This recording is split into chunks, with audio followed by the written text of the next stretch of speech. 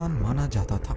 Super marine spit fire एक बेहतरीन fighter plane था जो अपनी स्पीड और फुर्ती की वजह से पायलट्स का पसंदीदा और आवाम के लिए जंग जीतने वाली मशीन कहलाता था। पर असल में ये प्लेन एक बहुत बड़े मसले का शिकार था।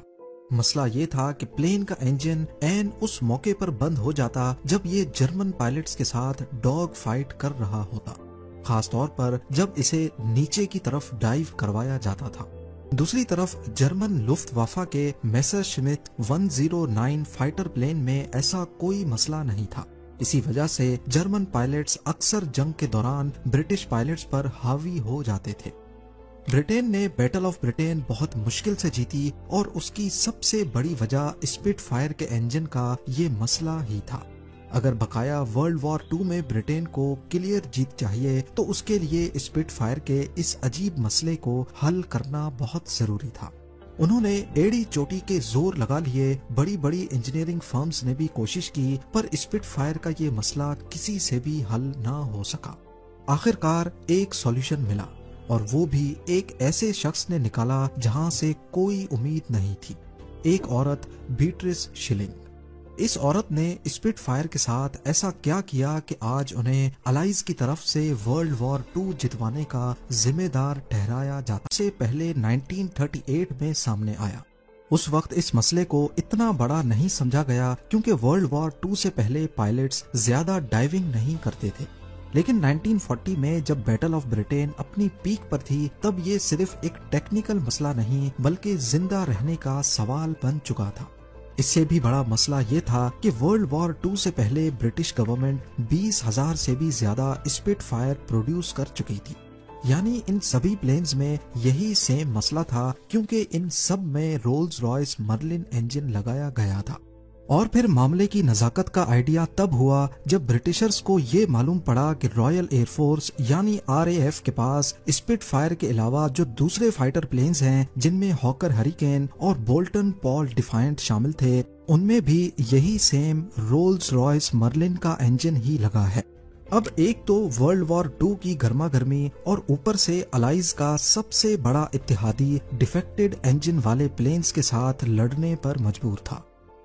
1940 में वर्ल्ड वॉर 2 के दौरान नाज़ी जर्मनी का मुकाबला फ्रांस और ब्रिटेन के साथ था। इस दौरान जब जर्मन्स अपने मेसरश्मिट 109 लेकर अलाइज के एरिया में आते तो उनको काउंटर करने के लिए RAF के स्पिट फायर जाते थे। एक दूसरे की गोलियों से बचने के लिए पायलट्स एडवांस्ड मैनूवर्स इस्तेमाल करते थे, जैसा कि फौरन डाइव मारना या फौरन जहाज को ऊपर उठा लेना। ये वर्ल्ड वॉर 2 में एक बहुत ही आम सी बात थी। प्लेन्स ऐसे मैनूवर करके घंटों तक लड़ाई लड़ सकते थे। कभी डाइव डाउन करके दुश्मन की गोलियों से बचते तो कभी फौरन नोज अप करके दूसरे प्लेन को निशाने पर लाकर फायर करते थे। अब सोचें, इस जिंदगी और मौत की डॉग फाइट के दौरान अगर किसी का इंजन बंद हो जाए तो उस पर क्या बीतती होगी। खुशकिस्मती से बैटल ऑफ ब्रिटेन में ब्रिटिश पायलट्स के पास होम कोर्ट एडवांटेज था, यानी उनकी फ्यूल सप्लाई करीब थी और वो कई घंटों तक लड़ सकते थे। दूसरी तरफ जर्मन पायलट्स को पहले इंग्लिश चैनल पार करना पड़ता था, फिर लड़ाई लड़नी होती थी और उसके बाद रिफ्यूलिंग के लिए उनको वापस अपनी बेस जाना होता था। ये जर्मन पायलट्स के लिए एक डिसएडवांटेज था, तभी शायद वो डिफेक्टेड स्पिट फायर्स का भी मुकाबला नहीं कर पाए। बैटल ऑफ ब्रिटेन तो खत्म हो गई, लेकिन वर्ल्ड वॉर 2 अभी भी बाकी थी। स्पिट फायर में ये अजीब मसला खासकर तभी आता था जब वो नोज डाइव करते थे। जब एक तैयारा नीचे की तरफ फ्री फॉल में तेजी से गिरने लगता है तो कोई भी चीज जो मजबूती से जमी ना हो, जैसा कि पायलट्स के जिस्म में दौड़ता हुआ खून और इंजन के कार्बोरेटर में मौजूद फ्यूल, उस पर ग्रेविटी यानी जमीन की कशिश काम नहीं करती और वो नीचे जाने के बजाय ऊपर की तरफ जाता है। बदकिस्मती से रोल्स रॉयस मर्लिन इंजन के कार्बोरेटर में फ्यूल आउटलेट नीचे की तरफ थे, तो जब जहाज तेजी से नोज डाइव करता था तो कार्बोरेटर में मौजूद फ्यूल ऊपर की तरफ जाता था, यानी आउटलेट से दूर। इस दौरान इंजन को फ्यूल नहीं मिलता था, जिसकी वजह से या तो जहाज का इंजन बंद हो जाता या फिर झटके मारने लगता, सिर्फ तब तक जब तक वो वापस सीधा ना हो जाए। इस मसले को हल करवाने के लिए उस वक्त दुनिया के बेहतरीन दिमागों को ये काम सौंपा गया। जिसमें रोल्स रॉयस के साइरल लोफ्से और रॉयल एयरक्राफ्ट एस्टेब्लिशमेंट के एडी फिशर भी शामिल थे। दोनों ने बहुत ही चालाक टेक्निकल हल ढूंढे, मगर दोनों ही पूरी तरह नाकाम रहे। उल्टा दोनों के सॉल्यूशंस की वजह से जहाज में एक नया मसला भी खड़ा हो गया। इस प्रॉब्लम को समझने के लिए इंजन के अंदर का गहरा इल्म होना जरूरी था। इस वजह से ये बहुत हैरत की बात थी कि 1940 में इसका आखिरी और सबसे बेहतरीन हल एक औरत ने दिया, जिसे आज हम बीट्रिस शिलिंग के नाम से जानते हैं। जब 1938 में पहली बार स्पिटफायर की प्रोडक्शन टेस्ट फ्लाइट्स हो रही थीं, उसी दौरान बीट्रिस शिलिंग नामी खातून ने अपनी पसंदीदा मशीन दोबारा रीबिल्ड और टेस्ट की, एक 490 सीसी नॉर्टन मोटरसाइकिल। ये वही बाइक थी जिस पर वो ब्रुकलैंड्स रेस ट्रैक पर सबसे तेज मोटरसाइकिल चलाने वाली औरत बनी। शिलिंग एक कमाल की रेसर थी, मगर उससे भी बेहतरीन एक इंजीनियर। उसको मोटरसाइकिल का शौक बचपन से ही था।